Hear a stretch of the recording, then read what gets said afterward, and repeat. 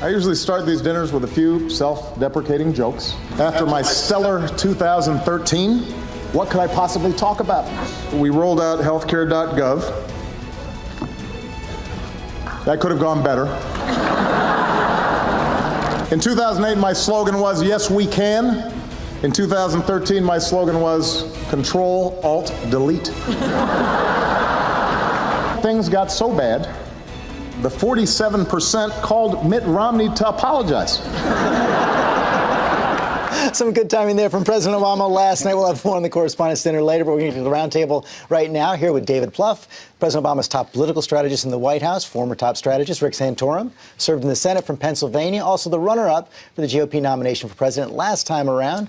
Author of the new book, Blue Collar Conservatives, also talk radio host Laura Ingraham, Van Jones from CNN's Crossfire, and our own Cokie Roberts. And let's begin with this Benghazi debate. David Plouffe, you're actually on that email that caused so much trouble this week. It was an email to you and several others from Ben Rhodes. And everybody keying in on this line in the email to underscore, this is the goals of the Sunday morning appearance, to underscore that these protests are rooted in an internet video, not a broader failure of policy. A lot of Republicans saying this is the smoking gun. I know you dismissed that, but was it a mistake not to release this email earlier? No, I think, lawyers have spoken to this and it's out now. I think, listen, what Benghazi was a tragedy. What we need to do is figure out how to prevent it from happening again and to try and hold those accountable, as we did bin Laden. It took a while, but after 11 years we did. I think what you see, listen, the USS Cole bombing, 17 of our sailors died. The weeks before the 2000 election, what did then Governor Bush say? It's time for a nation to speak as one voice. Mm-hmm. Now, you couldn't handle that in this party. This has been politicized like we've never seen before. And I think what's happening, Richard Nixon talked about a silent majority back in 1968. There's a very loud, delusional minority that's driving our politics, that's in control of the Republican Party. There's no conspiracy here at all.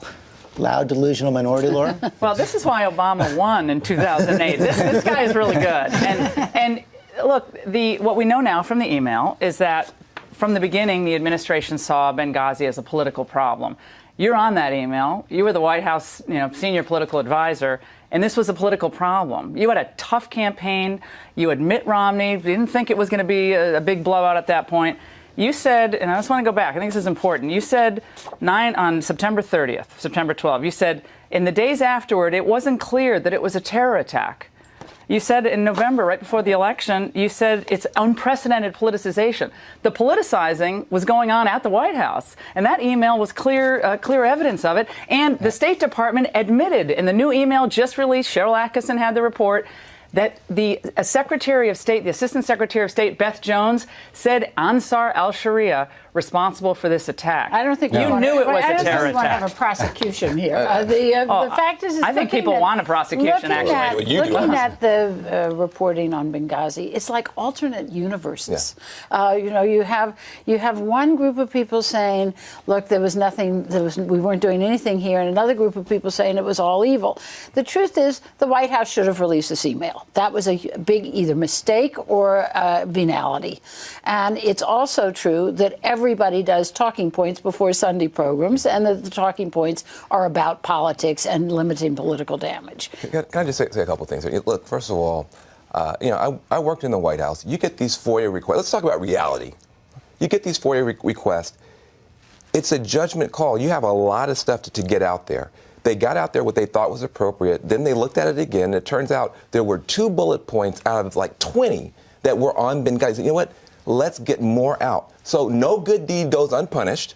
They actually did another review and put more out there, and now that's a... this was in response to a different set of subpoenas by the Judicial Watch. But I want to bring this over to Rick Santorum. You're not serving right now. We did see at the end of the week the Speaker appointing a new special committee. There have been countless reviews, countless hearings on this. Do you think it's wise politics for the GOP in the House to be pushing this again in this way? I can tell you that there's a firestorm out there across America among a lot of Republicans who believe that we have not been diligent in taking this issue on, and this email is going to confirm all of that. And so I think the Speaker has no choice but to move forward, and he needs to put on someone who has credibility among the Republican base. And I think Trey Gowdy is that person, and I'm very hopeful that the Speaker will put him in that position.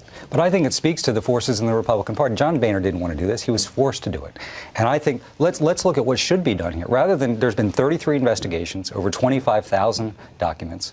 What ought to be done here is not another bogus committee. The real work to protect our embassies. You know, the committee that was appointed to look at this, chaired by Admiral Mullen, our former Joint Chiefs of Staff, had 29 recommendations. They're all being implemented. A big one was additional embassy security and protection, which this Republican Congress won't fund. So start there instead of bogus investigations. I think that's one of the things that actually is troubling here. We actually are in a situation where the Republicans who are yelling about this now did not do the appropriate funding early on. And one last respond to that. Well, first of all, we have to not forget we have 4 dead Americans. U.S. Ambassador's body was dragged through the streets, okay? It was beyond heartbreaking and beyond infuriating. We still have no one in custody, have an arrest warrant out, no one in custody. And in the immediate aftermath, the response was to go political. Yeah. And I would say, David or Van, if this were George Bush who had done anything like this, you would be going nuts on it. Okay? I want to respond to this. That's not fair. You would be going ballistic. First of all, there were 13 embassy attacks under George W. Bush. There were 13. 88 people died. 11 Americans died. You would be screaming conspiracy. 11 Americans died under George W. Bush in embassy attacks. We did not politicize it. We went political. We did not politicize it. The politicization, I knew Ambassador Stevens. So you're saying this was handled well? This was handled well. It's a disservice to him for you to take a national tragedy and turn it into a political opportunity. Right away. We are always doing this business of trying to prosecute and criminalize horrible disasters. We did that under George Bush with the embassy tax. Well, it's been going on for many, many years now in Washington. Not an embassy tax. And the fact is that just is not, it doesn't get you anywhere. Why was the president on Letterman in The View selling this narrative? The only place it gets you is to some political points with the base of your party. I think, I think the White House has handled this horribly. And I think that the fact is that, when you start dribbling out emails. But Cokie, why did they do it? People then start to be very, very suspicious. The only difference here is between these other attacks and what happened here is that the Bush administration did not put out a false narrative as to what happened in those situations. Van. They put out a narrative that was not supported by the evidence, and they knew that is absolutely not true. And they knew it was false from the very beginning. They knew this was a terrorist incident. The CIA knew it was a terrorist incident. It's very clear what people knew. The State Department knew, and they put out something that they knew, or at least a lot of people knew, was wrong. That's what makes this different than everything else. And don't try to equate the two, because George Bush did not try to move the ball to some other deflector. Of those Sunday shows, actually, Ms. Rice did say terrorist attack. That's there in those transcripts.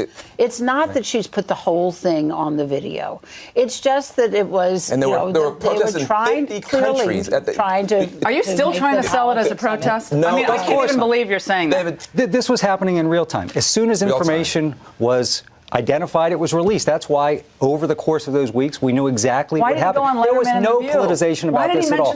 He and the Rose Garden talked about this as a terror attack. Why did he go to a fundraiser the day after Ambassador was murdered? I'm telling you, what is happening here, and it's stoked by the talk radio personalities and Fox News, is this alternative reality. It's an amazing thing. It is an amazing thing to see. You're masters at this. I'm going to go quickly around the table. Is this going to be an issue in the 2014 midterms? Is it going to end up helping Republicans or helping the Democrats? I don't think it's going to be decisive, but to the extent the Republicans stay mired in this instead of a positive agenda, I think it hurts them.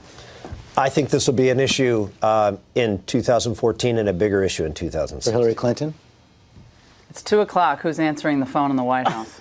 Yes, it's going to matter. It's not going to be the only issue. Jobs and the economy are number one. For a very narrow section of Republicans, this is their whitewater, their fake, trumped up thing that they want to go for. For most Americans, they feel heartbroken about these 4 Americans who died. They don't want it to happen again. And this administration is doing everything it can to make sure, with no help from Republicans, that it doesn't happen again. This election's about the economy. It's not about this, but it could have an effect in 2016. I agree. I agree with that.